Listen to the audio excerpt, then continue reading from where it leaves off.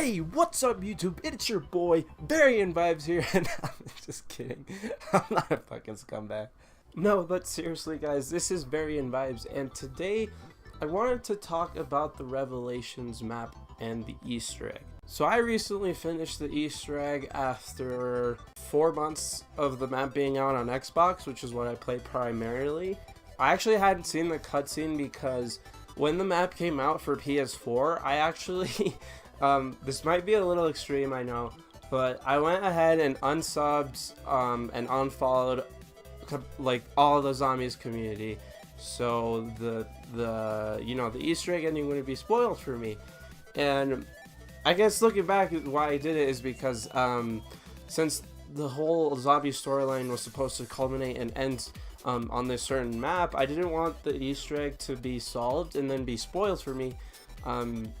I guess I just had such a passion for the game that I wanted to find out the ending for myself by looking up, Easter egg tutorials, but then going ahead and finding out the ending for myself. But needless to say, when I got to the cutscene, I was a little bit disappointed with the ending.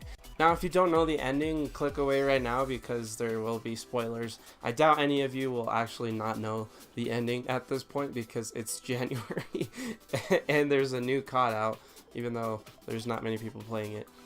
Anyway, like I said before, I was disappointed, and I know I'm late to the bashing on the Easter egg and the Revelations map as a whole, like trend and stuff, but I still feel like I want to get my thoughts out there on this Easter egg and the map as a whole. Now, I'm not sure if actually unfollowing the whole zombies community was actually worth it, because looking back on it now, it shows that it was a little bit disappointing because I was actually expecting a lot more, like, more videos on what the storyline, more hype around the ending, but there wasn't really none of that. And it might be just because I, again, unsubscribed and unfollowed all the zombies community, but even when I went back, I knew there was something fishy because I went back and followed some of them even before I finished the Easter egg, and I could just kind of tell that there wasn't something like extreme that happened on the ending. And now I kind of know why. The whole zombie story is essentially a loop from what I can understand, because initially I was really confused because of that ending, because we see Maxis and Sophia go into the Blue Sun, destroy it, and essentially restore the perfect world for Monty and our 4 characters. And then Monty sees that our 4 characters are still there, and they should be gone because it's the children's world, and they use the blood vials from the not from the Origins crew, from the Mob of the Dead crew to stay in that universe. And Monty gets mad at them for that, and he says he's going to erase them from existence completely, but then Richtofen convinces him to leave them in another part of another dimension in some sort of history, and he puts them in Primus. He makes them the Primus characters, and that's where the whole loop begins, because we know that they become the Primus characters from Origins. So basically, the Origins crew has to do everything to lead up to Revelations, and then Revelations goes back to Primus.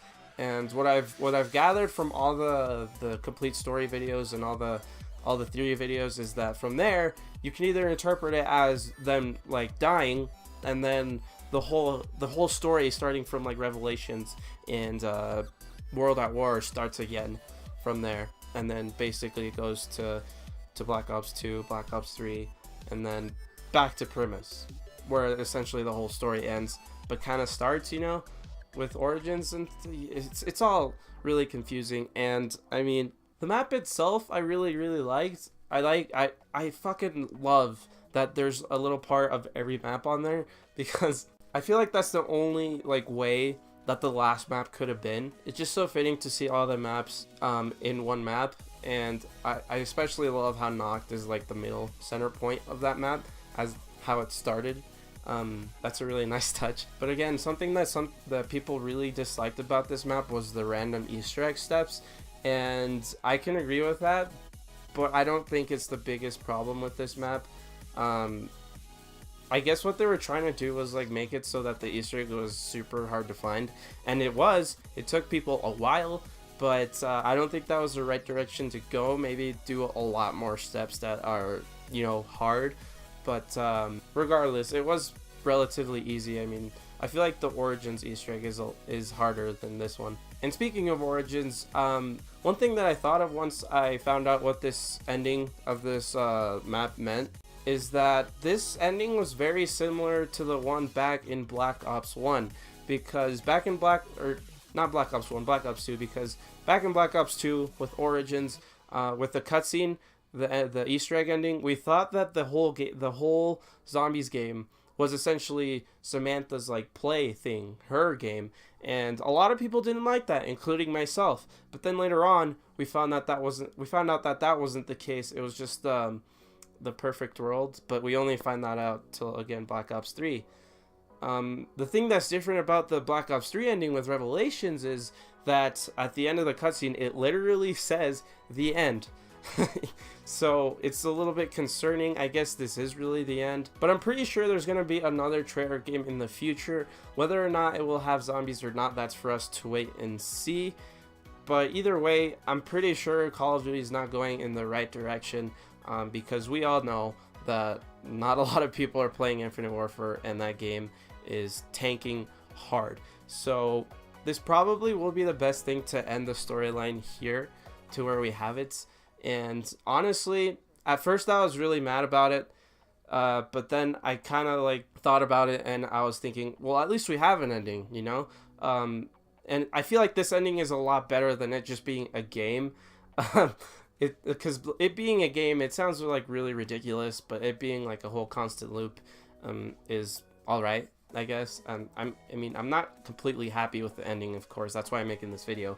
But when I saw the cutscene at first, I thought that Monty was going to erase them from existence. You know, at least we don't have that. But then again, I think of like back in Black Ops 1 when the whole storyline made so much sense to me. And I feel like that's why I fell in love with zombies and why I love this game so damn much, is because this game started out as like a mini game in Nocturne Tone and World at War. And if you guys played it since then, you know what you felt, the whole scary vibe you felt, and all the screaming, at least I did, when we were camping up in the second floor with a ray gun and a Browning. It was so fun. It was something we had never seen before, and then they expanded upon it in Black Ops 1, and up until that point it made sense, at least to me. And it still made sense up until Origins and Black Ops 2. Buried was the last map that was like in a linear progression. And I kind of wish that they would have kept it like that up until, you know, this ending. Because in Origins, it started with, it like essentially meant that there was two universes. And I mean, again, I would have preferred it to be just one, like linear progression in one universe. And with Origins, there was two, which I could have like, I would have been okay with. And as long as they didn't introduce any new characters so that they wouldn't be like any other outliers and whatnot, I would have been fine with it. But the thing is, they introduced Dr. Monty and the Shadow Man, which I guess are all-powerful beings. Like, I don't like all-powerful beings because they don't have a backstory, and they just kind of come into the story, you know? I don't really like that. I like when things have like a backstory, like our four characters. That I feel like that's a big reason why we liked them so much and not other crews like the transit crew and whatnot, because we know where these guys came from and we know what they're trying to accomplish. Whereas Dr. Monty and the Shadow Man, we don't really know. And again, I like it when things make sense and when there's so many questions left unanswered. Coming into the last map of Black Ops 3, which, as we know it, is the last game of this progression, this storyline, this game mode we love so much. And since there's so many unanswered questions still after the Revelations Easter egg, I just feel like they wouldn't have had this problem if they kept to 1 or 2 dimensions, because as far as I understand, there's 3. But if they would have kept it a lot more simpler, and, I mean, they could have introduced Dr. Monty and the Shadow Man later on, but if there was a linear progression, I feel like there wouldn't be as many like loose ends that aren't tied up yet, and that would have helped to making this ending feel a lot more like an ending. Essentially, it would have felt a lot more concrete, and we wouldn't still be left wondering if it's actually a loop or if we missed something in Origins, you know. But like I said before, at least we have an ending. It's not the best. I guess like there could be multiple too, but I honestly like the one where it's a loop better. Like I said, at least it's not a game. At least it didn't get erased from existence completely. But yeah, that's gonna be it for my second video, guys. I feel like I did a lot of rambling and bitching, but and I'm sorry about that.